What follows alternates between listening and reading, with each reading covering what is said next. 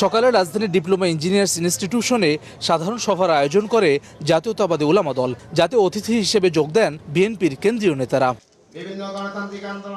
অনুষ্ঠানে বিএনপির যুগ্ম মহাসচিব শহীদউদ্দিন চৌধুরী আনি বলেন, পেয়ার পদ্ধতিতে নির্বাচনের দাবির পেছনে ষড়যন্ত্র লুকিয়ে আছে। ষড়যন্ত্র থেমে নাই। যারা আজকে বলছেন পিয়ার পদ্ধতিতে তারা নির্বাচনটা দেখতে চান, এটার ভিতরে অনেক ষড়যন্ত্র লুকিয়ে আছে। এটার বেনিফিশিয়ারি কে হতে পারে আমাকে আপনাকে চিন্তা করতে হবে। তারেক রহমান এবং প্রধান উপদেষ্টার বৈঠকের সফলতা ভেস্তে দেওয়ার ষড়যন্ত্র হিসেবে পেয়ার পদ্ধতি এবং স্থানীয় সরকার নির্বাচনের দাবি জানানো হচ্ছে বলে মন্তব্য করেন বিএনপি চেয়ারপারসনের উপদেষ্টা জয়নুল আবেদিন ফারুক।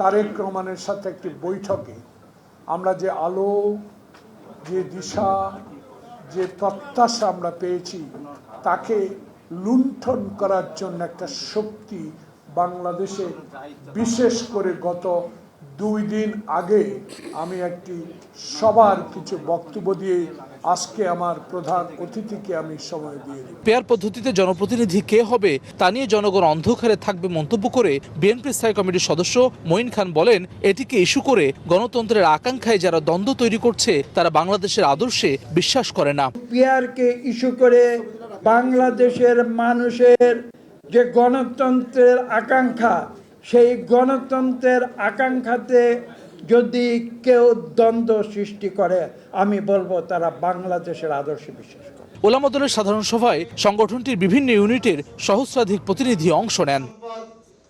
হাসান ওয়ালি, সময় সংবাদ, ঢাকা।